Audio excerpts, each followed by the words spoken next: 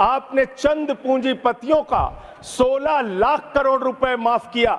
यह इस देश की सच्चाई है। आपने 16 लाख करोड़ रुपए पूंजीपतियों का माफ किया। आपने 14 देश के प्रधानमंत्रियों ने जितना कर्जा लिया उससे दोगुना कर्जा अकेले आपकी सरकार ने लिया। आपने 150 लाख करोड़ रुपए कर्जा लेने का काम किया, देश को कर्ज में डुबाने का काम किया। मान्यवर, मैं बताना चाहता हूं इस सरकार से किन किन वर्गों को उम्मीद थी। इस सरकार से उम्मीद थी देश के अन्नदाता किसानों को कि आप एमएसपी दोगुना करेंगे। आपने एमएसपी दोगुना नहीं की, आपने किसानों की फूड सब्सिडी काटने का काम किया, फर्टिलाइजर सब्सिडी काटने का काम किया, कृषि क्षेत्र को देने वाले बजट को खत्म करने का काम किया। बेरोजगारों को उम्मीद थी, 10 साल में आपने कहा था मान्यवर 20 करोड़ नौकरियां देंगे। 20 करोड़ नौकरियां आपने नहीं दी। फिर नौजवानों ने कहा नौकरी दो, नौकरी दो। फिर आपने कहा पकौड़ा तल लो, पकौड़ा तल लो। फिर आपने कहा पान की दुकान लगा लो, पान की दुकान लगा लो। फिर आपने कहा 4 साल की नौकरी कर लो, सेना में 4 साल की नौकरी। मैं मान्यवर आपके माध्यम से भारत के प्रधानमंत्री से बड़ी विनम्रता पूर्वक पूछना चाहता हूं, देश के प्रधानमंत्री को 73 साल की उम्र में तीसरी बार प्रधानमंत्री बनना है, लेकिन किसान का बेटा नौजवान सेना में 4 साल की नौकरी करेगा। यह भेदभाव क्यों है? मैं पूछना चाहता हूं मान्यवर, आपके माध्यम से इस सरकार से जानना चाहता हूं अगली योजना क्या आएगी आपकी। आप कह रहे हो इंटर्नशिप योजना, ट्रेनिंग योजना, 5,000 रुपए की ट्रेनिंग ले लो, 5,000 रुपए की ट्रेनिंग ले लो। मान्यवर, 5,000 रुपए की ट्रेनिंग 500 बड़ी कंपनियों में आप देंगे। मुझे भारत की 100 कंपनियां आप बता दीजिए जिसमें एक कंपनी में आप 4,000 ट्रेनी रख सकते हैं। एक कंपनी बता दीजिए जिसमें आप 4,000 प्रशिक्षु आप रख सकते हैं ट्रेनिंग के तौर पे। ये भी आपका आंकड़ा सिर्फ एक जुमला है, इसके अलावा कुछ नहीं है। अब मुझे लगता है एक ही योजना बाकी रह गई है मान्यवर, वो योजना है कि हमारी भारत की सरकार, आदरणीय नरेंद्र मोदी जी की सरकार अगली योजना लेके आएगी कि इस देश के नौजवानों को मुफ्त में 5 करोड़ कटोरा बांटा जाएगा। भीख मांगो योजना, भीख मांगो योजना लाने का काम ये लोग करेंगे। मान्यवर, इस देश में आपने अर्थव्यवस्था को लेकर कहा पांचवी बड़ी अर्थव्यवस्था है। वो 5वीं बड़ी अर्थव्यवस्था का लाभ किसको मिल रहा है? आपके चंद पूंजीपति मित्रों को, जिसका 16 लाख करोड़ रुपए आपने माफ किया, जो हजारों करोड़ लूटकर हिंदुस्तान से चले गए। मान्यवर, मैं बड़ी विनम्रता पूर्वक कहना चाहता हूं, मित्रों बड़ी डिलीटेड जी, डिफिकल्टी। ठीक है सर। मान्यवर, मैं बड़ी विनम्रता पूर्वक आपके माध्यम से पूछना चाहता हूं, क्या इस देश की अर्थव्यवस्था में रेहड़ी पटरी वालों का कोई योगदान नहीं? जो 10 करोड़ रेहड़ी पटरी वाले पूरे देश में हैं, उनका कोई योगदान नहीं है क्या मान्यवर? वो भी सरकार को टैक्स भरते हैं। आपकी सरकार उनको भी फूटी आंख से देखना नहीं चाहती। आपने रेहड़ी पटरी वालों को कहा अपने नाम के आगे नेम प्लेट लगाओ, अपने नाम के आगे नेम प्लेट लगाओ। हिंदुओं की, मुसलमान, दलितों के पीछे आदिवासी हो, क्या हो ये बताओ। मैं पूछना चाहता हूं आपके माध्यम से सरकार के कहना चाहता हूं मान्यवर, अगर नेम प्लेट लगवाना है तो लगवाइए गले में नेम प्लेट। नीरव मोदी के गले में नेम प्लेट लगवाइए कि 20,000 करोड़ रुपए हिंदुस्तान का वो बाकी है। लगवाइए नेम प्लेट। 10,000 करोड़ रुपए विजय माल्या हिंदुस्तान का बाकी है। लगवाइए नेम प्लेट गले में ललित मोदी के कि 3,000 करोड़ रुपए हिंदुस्तान का लूट के भाग गया। लगवाइए नेम प्लेट मान्यवर। मैं कहना चाहता हूं नितिन संदेशरा के कि वो 6,000 करोड़ रुपए हिंदुस्तान का लूट के भाग गया। लगवाइए नेम प्लेट अडानी के कि 2.5 लाख करोड़ रुपए का कर्जा आपने एक आदमी को दे रखा है। लगवाइए नेम प्लेट उन पूंजीपतियों को जिन्होंने हिंदुस्तान की बैंकों को खाली करने का काम किया।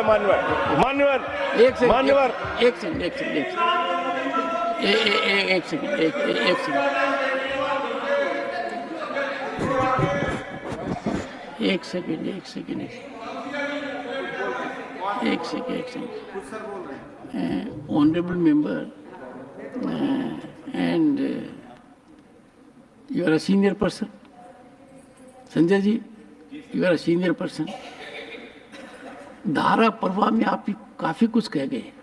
फिगर्स के बारे में। बाकी तो you can make your point, no difficulty about it. One second, तो the figures which you have given, you will have tough time in proving them because these have been taken in stride. So all that will be deleted, and we will, unless you have real factually firmed up material, use a name. Make your point. ठीक है sir, ठीक है sir, thank you sir, Make your point. No thank you issue. Sir. मानवर, मैं तो ये कहना चाह रहा था आपके माध्यम से कि इस तरह के काम देश के अंदर नहीं होने चाहिए। भारत एक धर्मनिरपेक्ष राष्ट्र है और हम जानते हैं अपनी सामाजिक व्यवस्था में, मैं जानता हूं इनके मन में दर्द होगा मान्यवर, अभी चुनाव हारे हैं ये उत्तर प्रदेश में, तो वहां पर अगर कोई बोर्ड लगाएगा जाटव ढाबा, एक सेकंड, जाटव ढाबा कोई लगाएगा, कोई अपने ढाबे के आगे अगर वाल्मीकि ढाबा लिखेगा तो आप लोग उसके यहां खाने नहीं जाओगे। मैं जानता हूं आपकी मानसिकता। आप वो लोग हैं जिन्होंने भारत के तत्कालीन राष्ट्रपति श्री रामनाथ कोविंद जी को प्रभु श्री राम के मंदिर के शिलान्यास में नहीं बुलाया। आप वो लोग हैं जिन्होंने मौजूदा राष्ट्रपति श्रीमती द्रौपदी मुर्मू जी को राम मंदिर के उद्घाटन में नहीं बुलाया। आप दलितों से, पिछड़ों से, आदिवासियों से, अल्पसंख्यकों से, मुसलमानों से नफरत करने का काम करते हैं। ये आपकी सच्चाई है। इसलिए नेम प्लेट मत लगवाइए। नेम प्लेट लगवाना है तो जिन्होंने देश की बैंकों को लूटा है उनका नेम प्लेट लगवाइए। और मान्यवर, मैं आपसे, आपके माध्यम से इस सरकार से कहना चाहता हूं, इनका बजट पढ़ रहा था मान्यवर, जेलों को भी इन्होंने कम बजट दिया। अरे जेल का बजट तो बढ़ा दीजिए, 300 करोड़ रुपए जेल का बजट बढ़ा दीजिए। अरे अभी हमको जेल में भेजा है, कल तुमको जेल में आना है, तुम सबको जेल में आना है। जेल का बजट बढ़ा दो, जेलों को ठीक कर दो, अगला नंबर तुम्हारा है, तुम्हें जेल में आना है, इसलिए कम से कम जेलों को तो ठीक कर दो, अगला नंबर तुम्हारा। मैं जेल के बजट पे बोल रहा हूँ मानवर, मैं जेल के बजट पे 1 सेकंड 300 करोड़ दिया, इनको जेल में आना है। 1 सेकंड सदन के नेताजी से मैं अनुरोध करूंगा कि ये बहुत मार्मिक अपील है जेल का बजट बढ़ाने के लिए, और इस पर आप गौर फरमाइए। धन्यवाद सर, धन्यवाद सर, ठीक है ना, धन्यवाद सर। एक पृष्ठभूमि भी है मान्यवर, इसका ध्यान रखा जाएगा। अध्यक्ष में इन्होंने न्यायपालिकाओं के लिए जो बजट रखा वो नाकाफी है। 5 करोड़ केसेस पेंडिंग है इस देश के अंदर, और 6 लाख लोगों को पूरे देश में जेलों में रखा गया है, जिसमें करीब 76% अंडर ट्रायल हैं। इसका मतलब आपका मकसद न्याय दिलाना नहीं है, आपका मकसद किसी मामले की सच्चाई तक पहुंचना नहीं है, आपका मकसद है पकड़ पकड़ के एक एक व्यक्ति को जेल में डालना। आपने दिल्ली के मुख्यमंत्री को, जिनकी शुगर 36 बार 50 से नीचे जा चुकी है, आपने दिल्ली के मुख्यमंत्री को पकड़ के जेल में डाल दिया। नहीं मानवर, अब इनको बार बार मौका मत दीजिए, मुझे अपनी बात पूरी करने दीजिए। I am not yielding sir, I am not. आपने 2 बार कहा, हैबिट बना लिया इन्होंने सर। दिल्ली के मुख्यमंत्री को सर इन्होंने पकड़ के जेल में डाल के रखा, दिल्ली के शिक्षा मंत्री को इन्होंने 2 साल से जेल में रखा, दिल्ली के स्वास्थ्य मंत्री को इन्होंने 2 साल से जेल में रखा। आप एक एक विपक्ष के नेता को पकड़ पकड़ के जेल में डालते हैं। हेमंत सोरेन को मुख्यमंत्री को जेल में आपने रखा, संजय रावत को जेल में रखा, अनिल देशमुख को जेल में रखा, सबको पकड़ पकड़ के आप जेल में रखते हैं। बंगाल के 3 मंत्रियों को आपने पकड़ के जेल में रखा। आपका मकसद ट्रायल कराना नहीं, न्याय दिलाना नहीं, आपका मकसद हम लोगों को पकड़ के जेल में रखना है। जितना जेल में डालोगे, मैं आपसे कहना चाहता हूं, जितना जेल में डालोगे उतना गर्त में जाओगे। जिसने भी ये राजनीति की है उसका समापन हो गया है। अभी 240 पे पहुंचे हो, कल 24 पे पहुंचोगे, इसके बाद 2 पे भी आओगे। मैं तो 1-2 मिनट और मैं बस कह के अपनी बात खत्म करूंगा, मेरे टाइम में से उसको काट लीजिएगा। मान्यवर, भेदभाव की बात, सबसे भेदभाव इनको करना है।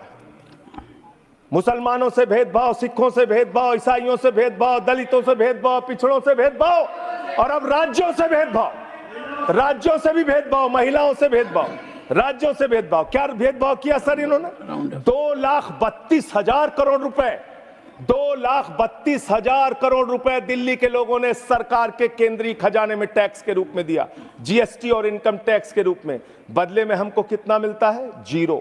9 साल से आप दिल्ली को बजट नहीं देते। पंजाब के लोग, बस मेरे में से काट लीजिएगा सर, 1-2 मिनट काट लीजिए, पार्टी के उसमें से काट लीजिएगा। पंजाब के लिए सर, पंजाब का किसान अपना खून पसीना बहा के खेत में गेहूं पैदा करता है, धान पैदा करता है। आपने 8,000 करोड़ रुपए पंजाब के विकास का पैसा रोक रखा है, विपक्ष के राज्यों का पैसा आपने रोक रखा है। ये भेदभाव क्यों कर रहे हैं आप क्यों कर रहे हैं? आप लिखते हैं राज्यों के विकास से देश का विकास है, ये आप राज्यों का विकास कर रहे हैं।